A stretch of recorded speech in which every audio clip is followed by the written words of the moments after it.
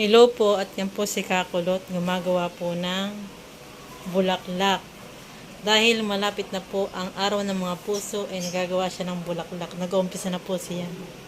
At bibigyan na po niya yung mga teacher niya. Yan, sa araw ng mga puso. Hirap ka naman dyan. Hello, magkilaw ka naman. Hello mga kulot. Isa na yung mga ginawa mong iba. Marami na po siyang nagawa. Yan. Tingin. Pakita mo. Yan, bulaklak po yan lahat mo ng gagawin niya. Papakita ko po sa inyo lahat ng gagawin niya. Dahil madami siyang teachers ay bibigyan na po lahat yun. Diyan, di naman natin dito. Ang kulot na ito talagang kulot. Kulot pa. Update ko po na lang kayo sa iba pang gagawin niyang bulaklak na kulay. May iba pa ba anak na kulay ang gagawin mo? Pink. At yung daw pong iba ay ilalagay po niya sa bouquet. Yan. Gagawa din daw po siya ng bouquet. Tatawa-tawa. Si Kakulot po ay busy-busy na naman po sa paggagawa ng bulaklak. Magkakadating sa school, yan po ang ginagawa niya. At malapit na ang araw ng mga puso. Patayin daw anak. Yan po yung bulaklak. Gumagawa po ulit siya ng bulaklak si Kakulot, mga kamars. Yan.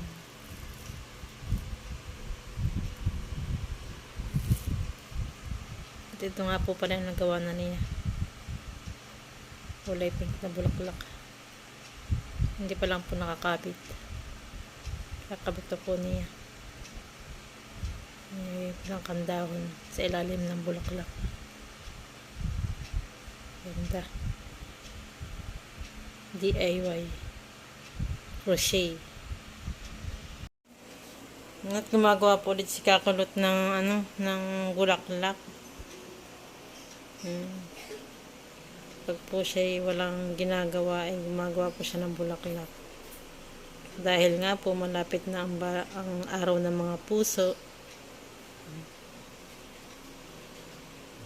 Puti naman po yung ginagawa niyang bulaklak. 4 na ang mata niya. At nakasalamin na po siya. Si Kakulot. Nakasalamin na. Malabo na ang mata. Gumagawa na po si Kakulot ng tangkay ng kanyang bulaklak. Nalagyan na po ng kulay green. Busy sa paggagawa.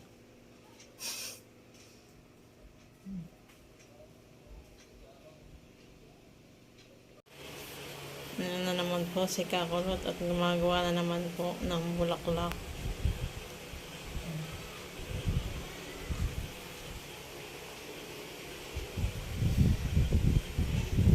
Ano po yung gawa niya? Bouquet.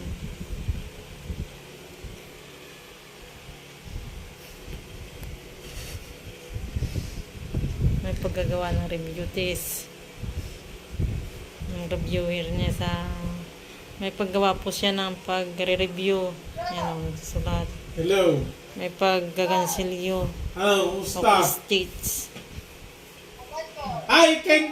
Ayan, inayos na po ni Kakulot yung kanyang ibibigay sa kanyang advisor.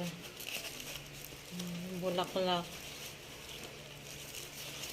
Ginagawa niya po ng bouquet. Busy. Ang kulot natin sa paggawa.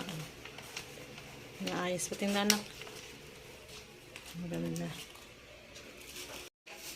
Yan pa po yung gagawin niyang bulaklak. Ito po ay kakabit sa stick. Katulad po nito. Dito po, barbecue stick. Ayan po, dyan niya po ikakabit. Tapos yung maliliit po, dito po niya ikakabit sa kawad baga ito. Kawad po na maliit ang hibla. Ito po yung kanyang nagawa na sa kawad. Binalutan niya ng yarn.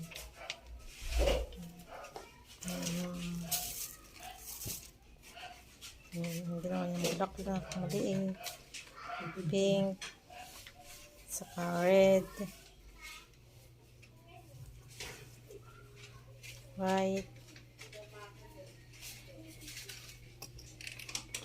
Ang kulay bagay ito? Yellow, pagka-orange, saka purple. Yan po. Marami na po siyang ikakabit sa kawad at saka sa stick. Ito naman po yung kanyang ginawang malalaki. Yung iba hindi pa nakakabit, kakabit na po niya. At bukas po ay araw na po ng mga puso. Ayan. Kaya siya busy ngayon. Kaya busy si Kakulot ngayon. Ayan. Ang pinagkakaabalahan niya. Nagkalat. Oh. Talian na. Kakulot yung kanyang bouquet. Tinatalian ng yarn.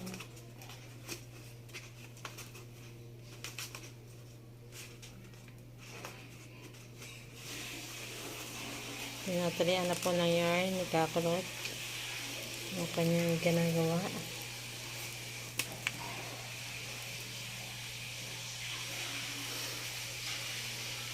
Busy, nakatungo.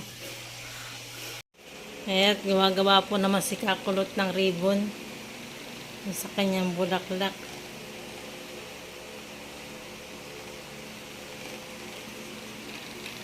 Yung ribbon niyang ginawa.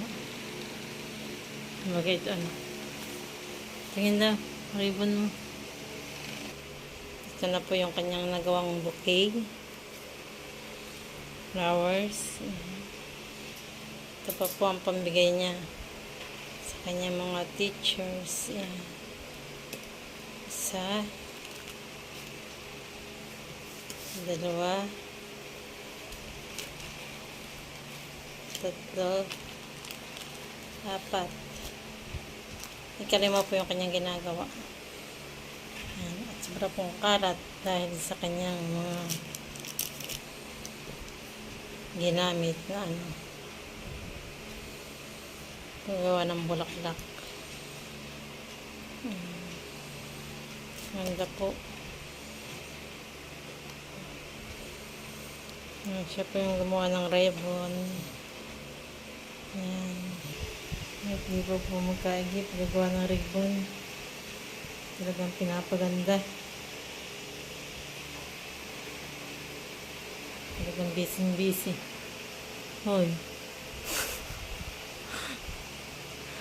Busy pagkagawa. Bukas po ay araw na nga mga puso na. Bukas.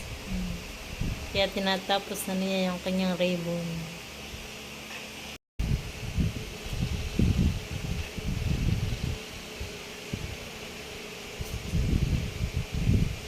Ayan, at tinidikit na po niya yung ribbon niyang ginawa. Sa bulaklak.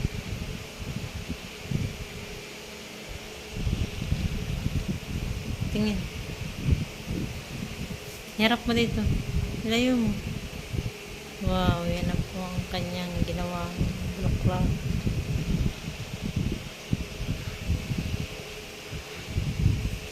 Pong nagkalat ang bahay dahil sa pagkagawa. Nakahanda na nga po pala yung kanyang bulaklak na dadalhin sa school. Dahil po ay ngayon ay araw ng mga puso, ibibigay po niya sa mga teachers niya. Yan, at siya po yung gumawa niyan lahat. Yan. Ilang araw din niya itong pinagpagudan paggagawa. Pagdating sa school, yan po yung ginagawa niya. Yan.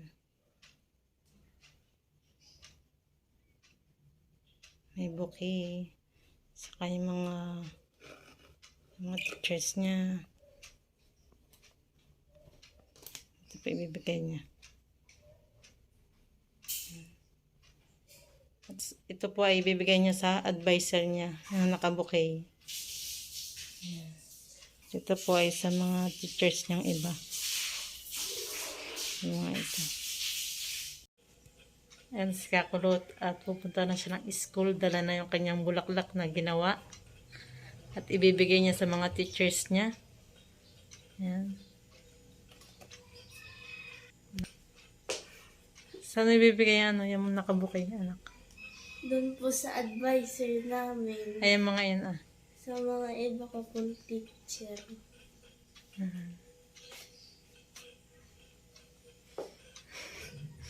Happy kahit pagod. Nilalagay na po ni Kakulot yung kanyang dadalhin ng bulaklak sa school. Ayan. Para ready na. At siya naka-ready na yung kanyang dadalhin ng bulaklak. Inayos na po niya. Ayan, palis na po siya. Wala po siyang service. Siya po ay nagko-commute.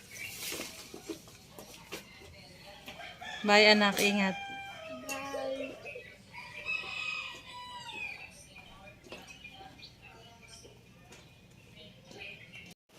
Ayan, dumating na si Kakulot galing school. At may pa-flowers siya sa akin. Salamat anak. Sa bulaklak. Maraming salamat. Ano lang pa bulaklak sa iyo, pero meron akong pa golden chips. Saka ang damak na choco mucho. Masarap yan, maski mura lang. Importante, Ano? mahal na mahal kita. Kalma! Kalma! Salamat Ito po sa pa-chocolate kahit walang bulaklak. At nagbigay na din naman sa akin si Kakulot ng bulaklak. Salamat sa inyong dalawa. Ako wala akong bigay at nandito lang ako sa bahay. Ang tawa nung isa. Hagot. Kalma. At meron pa pong isang yan. May Ay, sahod na po tayo. humahabol. Yan.